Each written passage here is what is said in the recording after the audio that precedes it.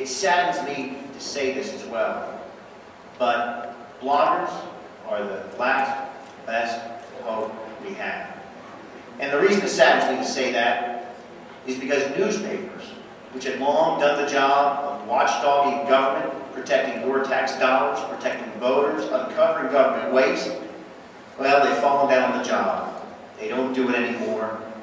Budget cuts have slashed newsrooms. Investigative reporting is a luxury to most editors.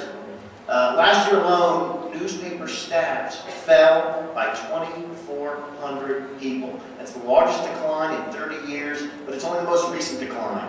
And there are more coming. The New York Times is laying off. The Washington Post is laying off. Here in Colorado, from Greeley to the Denver Post, there have been massive budget cuts and staff layoffs and staff buyouts. So who's going to watch them?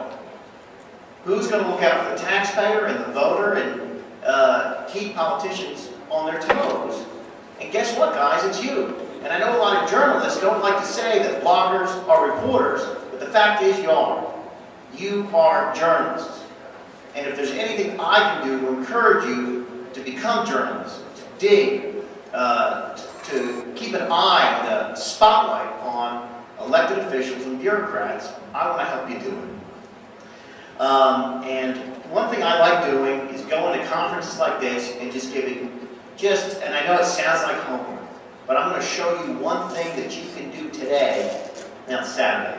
When the courts open Monday, I can show you something very simple that you can do and put on your blog and do a great watchdog service for your community. And let me get up here if you don't mind. I want to just show you something that I'm from Nashville, Tennessee, and I love public records and I love digging around in public records. It makes me one of the most boring guys in the world, but I love doing it, and I love what you can find. And it saddens me again, like that newspapers just aren't looking at this stuff anymore. But it's so easy to find out what your elected leaders are up to and what they're about, or at least to give you a better picture of them. I'm going to move to this mic real quick. And can you hear me? Okay, good. I can hear you. There's a woman who's a mayor in Tennessee, and her name is Becky Ruby.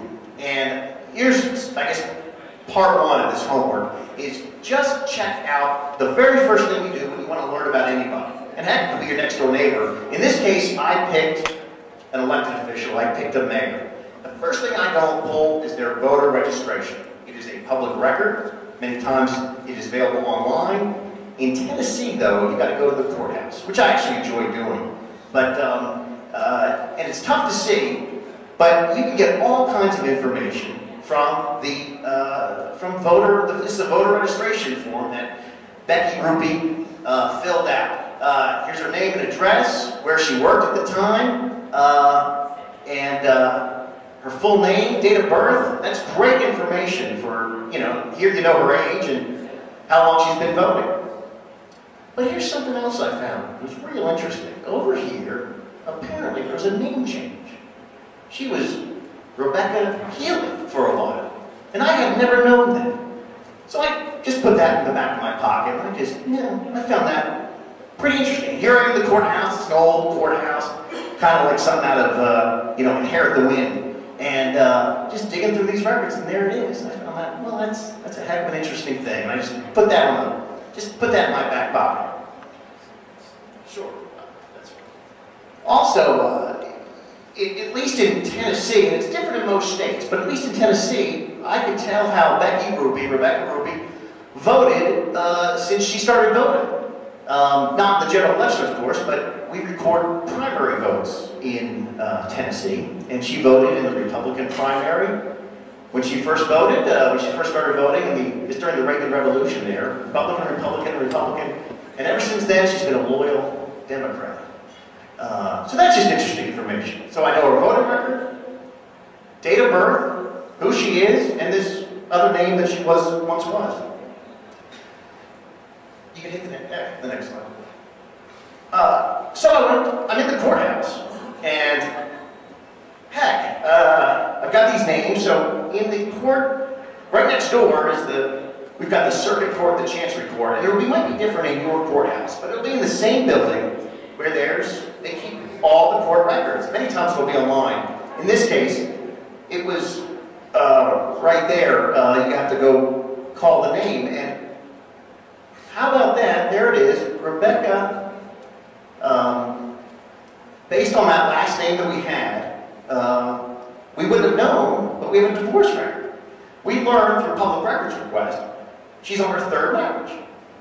And we wouldn't have known that without knowing Rebecca Healy and knowing there was a divorce record on file. Again, it's just interesting information to have. So we now know how old she is, who she is, where she lives, married 3 times. You hit the next thing. Then I started looking at her properties. And that's in the assessor's office right next door. This is in the course of 20 minutes, and anyone can do it. I mean, reporters would like you to think that there's a mystical, sort of knowledge that they have that they don't want bloggers to know. But boy, I'm mildly retarded, and I figured this stuff out. This is the stuff anyone can do. So I put in Rebecca Ruby, and I also had another name. I threw it all in. And 1998, and I looked at her, all your tax records, your property tax records, the properties you own under your name, and your property tax records are a public record, and you can get them very easily. A lot of this stuff is online. You'll be able to get it online.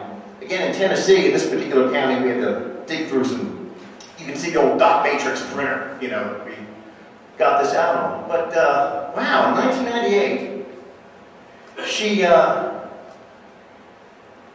didn't pay her property taxes until May of 1999, had to pay a fine. You get the next one. In 2002, she didn't pay her property taxes until January or February of 2004 and had to pay a fine. Get the next one.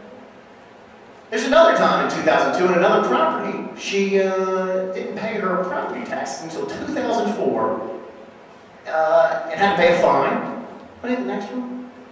In 2004, she didn't pay her property taxes until the next year, 2005.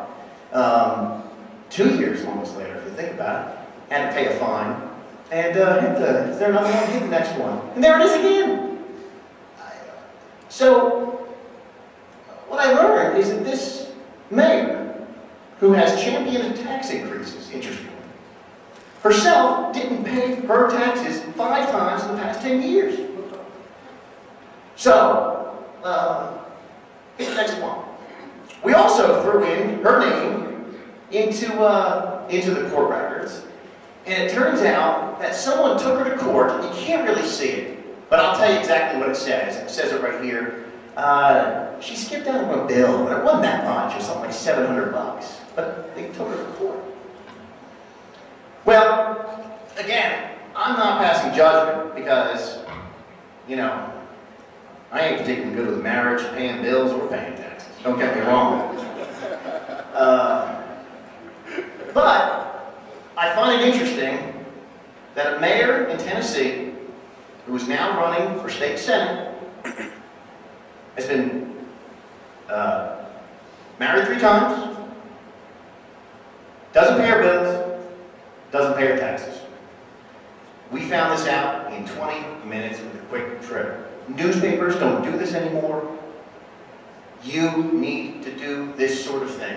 And if there's anything I can do to help or encourage you to do this sort of thing, and again, it's just head down to the election commission. It's usually in the courthouse.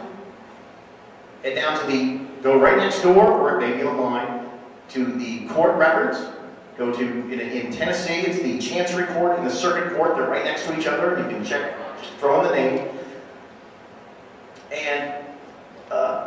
And then check at the assessor's office their properties and whether they paid their property tax. It's an easy exercise. Depending on where you live, this can probably be done online.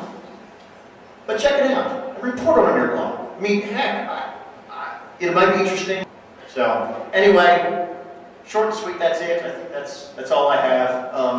Anyway, bloggers, I believe, are the next watchdog reporters, the next enterprise reporters, and I think we have to start thinking that way.